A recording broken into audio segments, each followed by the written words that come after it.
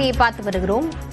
தவிக தலைவர் விஜயின் வருகையொட்டி நாகையில் நாளை மின்சார விநியோகத்தை நிறுத்த வேண்டும் என கோரிக்கை வைக்கப்பட்டிருக்கிறது. இது தொடர்பான விவரங்களுடன் செய்தியாளர் ரகுவரன் இணைந்திருக்கிறார். ரகுவன், விவரங்களை பதிவு செய்யலாம். நாகை மாவட்டத்திலும் திருவாரூர் மாவட்டத்திலும் நாளை தமிழக வெற்றி கழகத்தினுடைய தலைவர் விஜய் அவர்கள் பிரச்சாரம் மேற்கொள்ள இருக்கிறார்.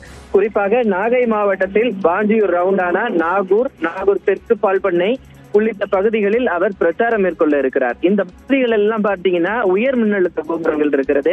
ஒவ்வொரு உயர் மின் அழுத்த கோபுரங்களும் பாத்தீங்கன்னா 100 அடி 150 அடி உயரம் கொண்டவையாக இருக்கிறது.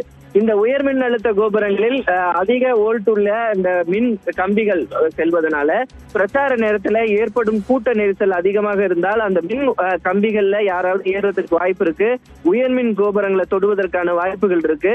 அதனால அசம்பாவிதத்தை தவிர்ப்பதற்காக ஆபத்தை தவிர்ப்பதற்காக அந்த மின்சார ஒயர்களில் செல்லக்கூடிய மின்சாரத்தை நாளை ஒரு நாள் விஜய் அவர்கள் பிரச்சாரம் செய்யக்கூடிய அன்று நிறுத்தி வைக்குமாறு தமிழக வெற்றி கழகத்தினுடைய மாவட்ட செயலாளர் சுகுமார் அவர்கள் மின்சார பொறியாளருக்கு ஒரு கோரிக்கை மனுவை கொடுத்திருக்கிறார். இந்த மனுவை தற்போது மின்சார வாரியம் பரிசீலித்து வருகிறது. ஏன்னா நம்ம திருச்சியில பார்த்தோம், அதிக அளவு கூட்டம் வந்தது. நிறைய உயரமான கட்டிடங்கள்ல போன்றவையெல்லாம் அந்த ரசிகர்கள் ஏறி இருந்ததுனால ஆபத்தான சூழ்நிலை ஏற்பட்டது.